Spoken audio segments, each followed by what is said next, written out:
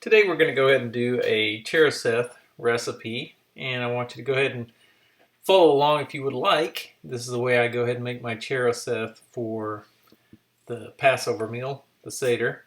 First I go ahead and I core some apples, and I go ahead and core them because it just makes them easier to chop up into the little apple-y bits. And I will go ahead and core about one apple, one and a half apple per person who is going to go ahead and come to the Seder. So after I core them, I go ahead and chop them up. And after I chop them up, I put them into a pretty big bowl.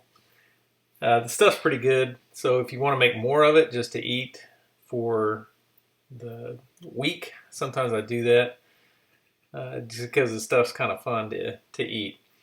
Next, I go ahead and I put in some walnuts. And normally I have this hand-cranked walnut chopper. And they say to chop fine. And fine chopped walnuts are different than sawdust walnuts. Now, I've never used this chopper ever before in my life, this Cuisinart chopper. And it had a chop button on it. Well, first I didn't even know how to get the thing to work, because it's totally like kid safety, where you have to go ahead and get the top to fit perfectly on there in order for it to chop. So I'm like, no, yeah, okay, finally got it. Now, once again, you can see that it's just chopping like really too fine for me. You got like the sawdust, like walnut sawdust there. So you don't want it that fine, in my opinion. You want it to have a little bit of texture, a little bit of chunky in there. And so I didn't do the whole thing. Some of it is sawdust and some of it is like chunky walnut. Now, I chopped up about 8 apples, and I'm putting way too much of the walnut in there. It's just too much. Yeah, I can't figure that out, how to use the camera. And now I'm putting in more. I'm like, okay, it was about right now. But then I kept adding some more in there after I mixed it up. And so I'm going to go ahead and mix up the walnuts with the apple. The next part is to go ahead and put in the honey. And I put in too much honey too. So I put in too much walnut, too much honey. There is a recipe right there you can follow, but I don't follow recipes. I just kind of eyeball it. And I would have stopped right about there. It's too much. Too much. Oh my gosh. No, stop it. Ouch. No. What are you doing? No. That was too much. After you put in the not that much honey, then you're just going to go ahead and mix it up. What the honey does is it goes ahead and gets it all sticky and keeps it kind of together.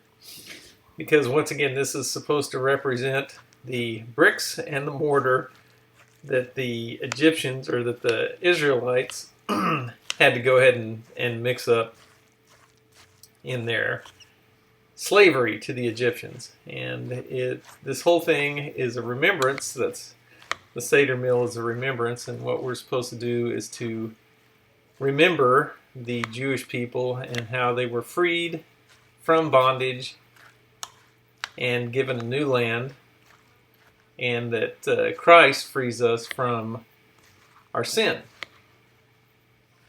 So he used the Seder meal on his last night here, and he had that as a picture of his death, burial, and resurrection to go ahead and free us, just like the Israelites were freed from slavery.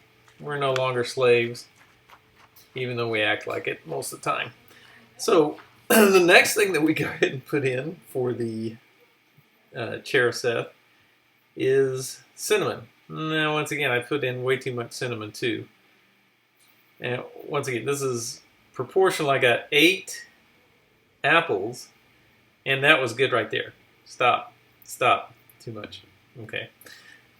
Now, once again, to me, you can kind of free for all. Free for all, is that the word I'm looking for? This recipe, it doesn't have to be perfect. There is no like perfect recipe. And even though I put in too much stuff, it still tastes great. I mean, how can you not taste great with apples and honey and cinnamon walnuts and some of the grape juice that's coming in. So the next thing is grape juice, and once again I put in too much grape juice. I got some kind of a generic brand there. Oh, that's too much. Stop. Ugh. Okay. Too much grape juice. But the thing is just to get the grape juicy taste. There I am just like totally frozen going, I put in too much grape juice. And so I go ahead and mix that up. And now you've got the Kharoset. And that's how you make it. Once again, this is the most labor-intensive thing that you're going to do, except unless you're going to roast a lamb, which we have lamb, but I just go ahead and I totally cheat because the pita bread has some yeast in it, and that's supposed to represent sin, where Christ, when he had the unleavened bread, he was like, oh, this is unleavened bread. It doesn't have yeast, and this is my body broken for you. Do this in remembrance of me. So he's using unleavened bread, which a lot of times I've been in churches where they use yeasty bread, which is kind of funny. But that is your Kharoset recipe. That's what it looks like to go ahead and make.